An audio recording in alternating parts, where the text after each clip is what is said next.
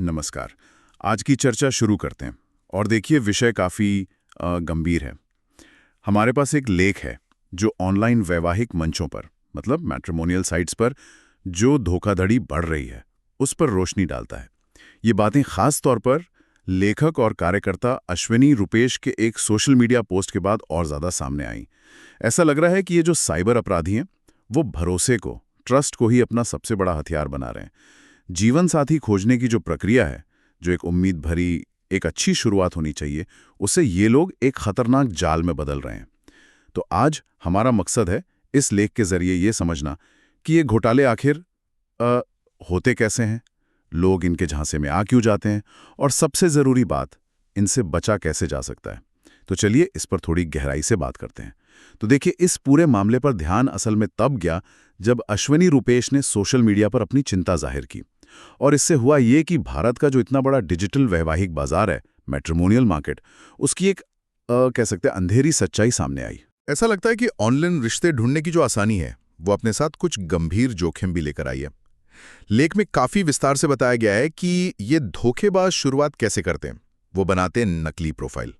सुनने में ये शायद आसान लगे, लेकिन इसमें काफी मेहनत की जाती है।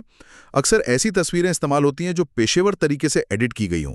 परिवार की एक पूरी अच्छी खासी पृष्ठभूमि गढ़ी जाती है। नौकरी का विवरण भी ऐसा होता है जो भरोसेमंद लगे। मतलब पहली नजर में ये प्रोफाइल बहुत आकर्षक और असली से लगते हैं, है ना? हाँ, बिल्कुल।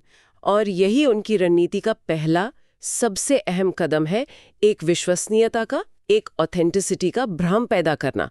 और देखिए, दिलचस्प बात यह है कि ये प्रोफाइल अक्सर ऐसे नहीं होते कि अरे ये तो बहुत ही ज्यादा अच्छा है, यकीन नहीं होता, बल्कि काफी यथार्थवादी, मतलब रियलिस्टिक बनाए जाते हैं।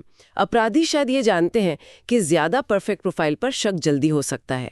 इसके बाद शुरू होता है भरोसा बनाने का लंबा खेल। ये कोई एक दो दिन की बात नहीं होती। अच्छा, तो ये सिर्फ प्रोफाइल बनाकर छोड़ नहीं देते, मतलब एक्टिवली बातचीत करते हैं? बिल्कुल नहीं। असली काम तो प्रोफाइल अप्रूव होने के बाद ही शुरू होता है। वे कई बार महीनों तक लंबी बातचीत करते हैं। बहुत धैर्य दिखाते हैं इसमें। वो आपकी पसंद नापसंद, आपकी उम्मीदें क्या हैं, आपके डर क्या हैं, सब कुछ समझने की कोशिश करते हैं। एक तरह से कह सकते हैं कि ये भावनात्मक स्तर पर जुड़ने की प्रक्रिया होती है। इसे ग्रूमिंग भी कहा जा सकता है शायद। वो अपनी एक झूठी कहानी भी बुनते हैं जिसमें शायद कोई दुखद घटना हो या कोई बड़ी जिम्मेदारी का जिक्र हो, ताकि आपकी सहानुभूति जीत सकें और आपको यकीन दिला सके कि वो रिश्ते को लेकर वाकई गंभीर है। और जब ये भावनात्मक जुड़ाव, ये भरोसा मजबूत हो जाता है, तब शायद पैसों का खेल शुरू होता है। हाँ, सही पकड़ा आपने।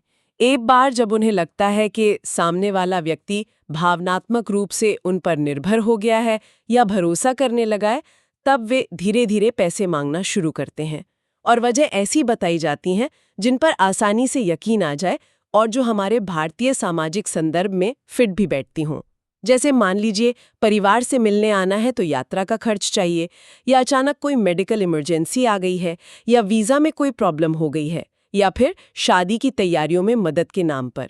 ये मांगे शुरुआत में छोटी हो सकती हैं, फिर धीरे धीरे बढ़ती जाती हैं। और क्योंकि तब तक वो भरोसा बन चुका होता है, तो शक करना शायद मुश्किल हो जाता है। यहीं पर मानवीय मनोविज्ञान काम करता है। जब आप किसी पर भरोसा करने लगते हैं तो आप उनके इरादों पर सवाल नहीं उठाना चाहते, है ना? तो पीड़ित पैसा भेज देता है और फिर अचानक सब बंद। फोन नंबर बंद, social media profile delete, WhatsApp block. वो अपराधी गायब हो जाते हैं। इसका नतीजा सिर्फ पैसों का नुकसान नहीं होता, वो तो होता ही है, पर सबसे गहरा घाव तो भरोसे के टूटने और उस भावनात्मक शोषण का होता है। लोगों को लगता है कि उनकी भावनाओं के साथ खिलवाड़ हुआ है, उन्हें बेवकूफ बनाया गया है, और ये एहसास पैसों के नुकसान से कहीं ज्यादा तकलीफ देता है। हाँ, ये समझना वाकई जरूरी है कि ये घोटाले इतने कामयाब क्यों हो रहे हैं। लेख में ये भी कहा गया है कि अपराधी हमारी सांस्कृतिक और सामाजिक बनावट का फायदा उठाते हैं। ये सिर्फ तकनीक का गलत इस्तेमाल नहीं है, बल्कि समाज की समझ का भी इस्तेमाल है इसमें। ये एक बहुत ही महत्वपूर्ण बिंदु है। बिल्कुल। देखिए, भारत में शादी सिर्फ दो लोगों का मिलन नहीं माना जाता। अक्सर ये दो परिवारों का जुड़ाव होता है और कई बार एक सामाजिक कर्तव्य भी माना जाता है। बहुत से परिवारों पर, खासकर अगर बेटी है, तो माता पिता पर एक सही उम्र में और एक सही साथी से शादी करवाने का भारी दबाव होता है। समाज क्या कहेगा, रिश्तेदार क्या पूछेंगे, ये सब मिलकर एक जल्दबाजी का माहौल बना सकते हैं। तो इस जल्दबाजी और दबाव में लोग शायद वो खतरे नहीं देख पाते जो उन्हें सामान्य हालात में दिख जाते, मतलब वो रेड फ्लैग्स। बिल्कुल। इसी उम्मीद और कभी-कभी एक तरह की हताशा में लोग उन रेड फ्लैग्स यानी चेतावनी के जो संकेत होते हैं उनको नजरअंदाज कर देते हैं। जैसे अगर कोई व्यक्ति बार-बार मिलने से कतरा रहा हो, हमेशा कोई ना कोई बहाना बना दे या वीडियो कॉल पर आने से बचे, या फिर उसकी बताई गई कहानियों में बातों में विरोधाभास नजर आ रहा हो। लेख में बैंगलोर के एक वरिष्ठ साइबर क्राइम अधिकारी का भी जिक्र है। वो भी पुष्टि करते हैं कि पिछले 3 सालों में वैवाहिक धोखाधड़ी या मैट्रिमोनियल फ्रॉड की शिकायतें तेजी से बढ़ी हैं और इसका सीधा संबंध ऑनलाइन मैच मेकिंग प्लेटफॉर्म्स के बढ़ते इस्तेमाल से है। जितने ज्यादा लोग इन प्लेटफॉर्म्स पर आ रहे हैं, धोखेबाजों के लिए शिकार ढूंढना उतना ही आसान हो गया है। यानी ये कोई अचानक से होने वाले अपराध नहीं है, बल्कि सोची समझी योजनाएं हैं जिन्हें भारतीय समाज और शादी की जो हमारी संस्कृति है उसको ध्यान में रख के बनाया गया है। हाँ, बिल्कुल। ये अपराधी जानते हैं कि शादी को लेकर परिवारों में किस तरह की उम्मीदें होती हैं, सपने होते हैं, दबाव होते हैं। वो जानते हैं कि लोग अक्सर अच्छे परिवार, अच्छी नौकरी या विदेश में बसे होने जैसी बातों को प्राथमिकता देते हैं और वो इन्हीं बातों को अपनी नकली प्रोफाइल में भुनाते हैं। लेख बताता है कि महाराष्ट्र, दिल्ली, कर्नाटक, उत्तर प्रदेश जैसे कई राज्यों में ऐसे बहुत से मामले सामने आए हैं। और व्यक्तिगत नुकसान भी अलग अलग है। किसी को 50,000 रुपए का चूना लगा तो किसी को कई लाख रुपए का, और ये रकम बहुत से लोगों के लिए उनकी पूरी जिंदगी की कमाई हो सकती है। और इसमें अब तकनीक की भूमिका भी लगातार बढ़ रही है ना? लेख कहता है कि अपराधी चोरी की तस्वीरों या फिर एआई आर्टिफिशियल इंटेलिजेंस से बनी तस्वीरों का इस्तेमाल करते हैं। यहाँ मामला और भी पेचीदा हो जाता है। निश्चित रूप से तकनीक इसे और ज्यादा जटिल बना रही है। पहले शायद खराब फोटोशॉप वाली तस्वीरें होती थीं जिन्हें शायद पकड़ना फिर भी थोड़ा आसान था, लेकिन अब ये जो जेनरेटिव एआई का विकास हुआ है, मतलब ऐसी तकनीक जो खुद नया कंटेंट जैसे टेक्स्ट या तस्वीरें बना सकती है, इससे नकली लेकिन बेहद असली दिखने वाली तस्वीरें बनाना बहुत आसान हो गया है। एआई सिर्फ चेहरे ही नहीं बल्कि पूरी की पूरी प्रोफाइल, जिसमें शौक, काम का अनुभव, यहाँ तक कि पारिवारिक पृष्ठभूमि की कहानियां भी शामिल हैं, वो सब गढ़ सकता है। क्या इसका मतलब है कि डीप फेक वीडियो का भी इस्तेमाल हो सकता है इसमें? बिल्कुल हो सकता है। डीप फेक वीडियो बनाना भी अब पहले से कहीं ज्यादा आसान और सुलभ हो गया है।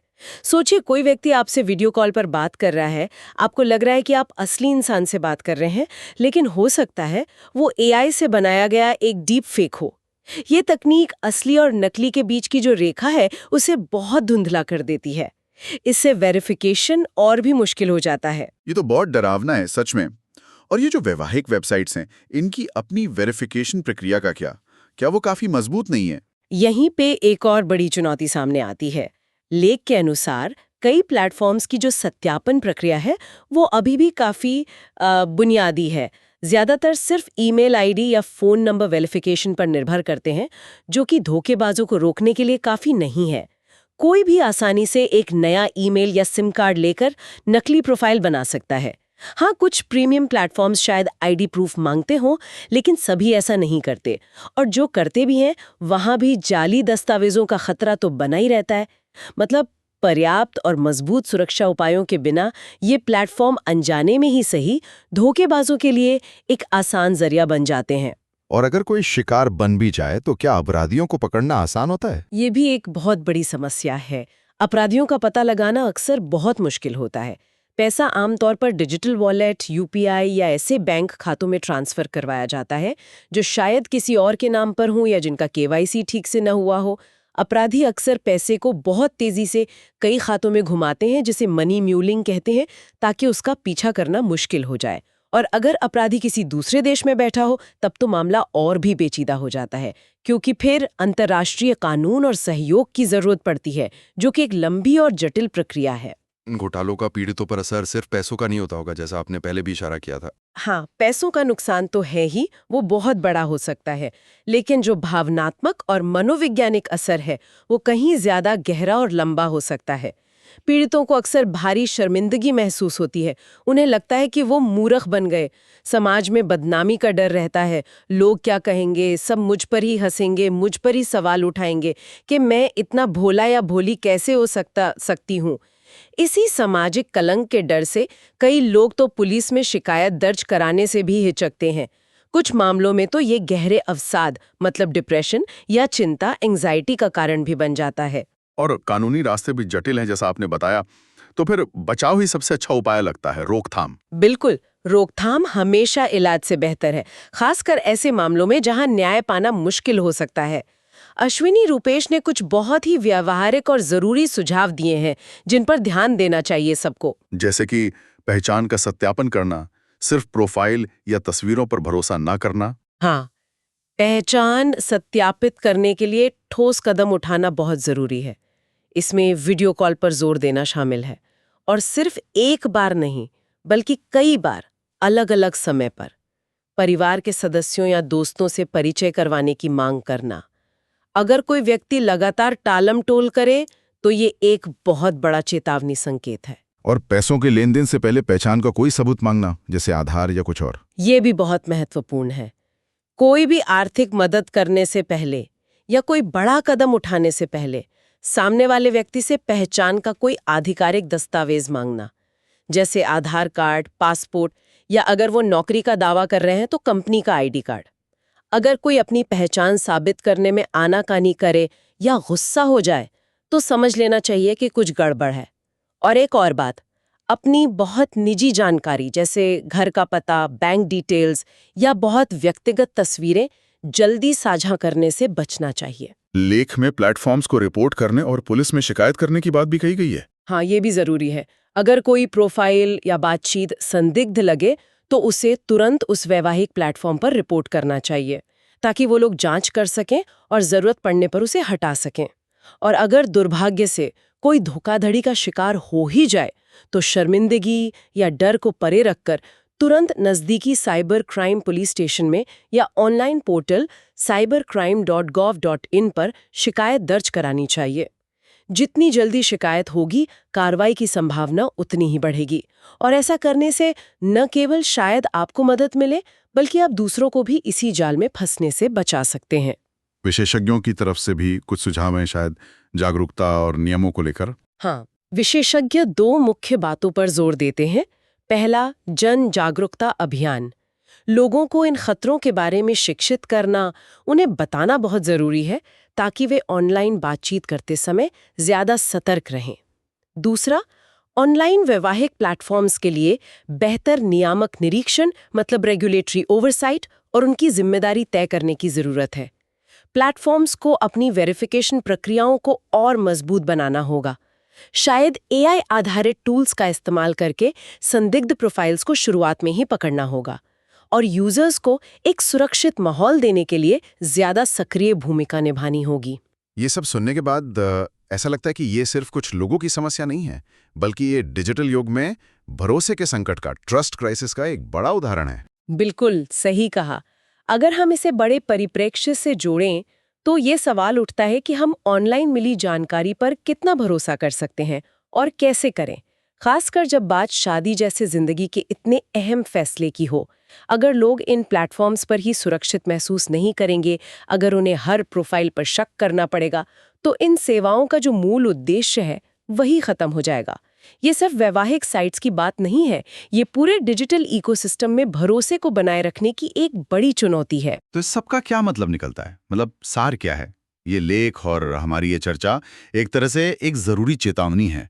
ऑनलाइन दुनिया में, खासकर जहां हम इतने व्यक्तिगत और भावनात्मक रिश्ते ढूंढ रहे हैं, वहां हमें बहुत ज्यादा सावधानी बरतने की जरूरत है। ये हमें भरोसे, तकनीक के दोधारी तलवार होने और मानवीय कमजोरियों के उस जटिल जाल को दिखाता है जिसके बारे में हम बात कर रहे थे। ऑनलाइन सुविधा अपने साथ जो जोखिम लाती हैं, उनके प्रति हमें लगातार जागरूक रहना होगा। सही कहा। और ये एक महत्वपूर्ण सवाल भी उठाता है कि डिजिटल स्पेस में हम विश्वास कैसे स्थापित करें और कैसे बनाए रखें। जानकारी को आलोचनात्मक दृष्टि से देखना, सवाल पूछना, वेरिफिकेशन करना और अपनी जो सहज बुद्धि है, इंट्यूशन, उस पर ध्यान देना, ये सारे कौशल अब पहले से कहीं ज़्यादा ज़रूरी हो गए हैं। हमें तकनीक का इस्तेमाल करते हुए भी अपनी मानवीय परख को खोना नहीं है। आज के इस विश्लेषण से एक विचार जो अंत में सोचने के लिए रह जाता है वो ये है कि जैसे जैसे एआई और डिजिटल पहचान की तकनीकें और भी उन्नत होती जा रही हैं, भविष्य में हम असली और नकली के बीच की वो जो महीन रेखा है उसे कैसे पहचानेंगे, खासकर जब बात मानवीय रिश्तों, भावनाओं और गहरे भरोसे की हो। क्या तकनीक हमें जोड़ने के बजाय अनजाने में हमें और ज्यादा शक्की और अलग-थलग बना देगी, या हम इन चुनौतियों से निपटने और विश्वास बनाए रखने के नए बेहतर तरीके खोज लेंगे? ये एक ऐसा प्रश्न है जिस पर हम सभी को आने वाले समय में विचार करने की जरूरत होगी। इस गहरी और जरूरी चर्चा का हिस्सा बनने के लिए धन्यवाद।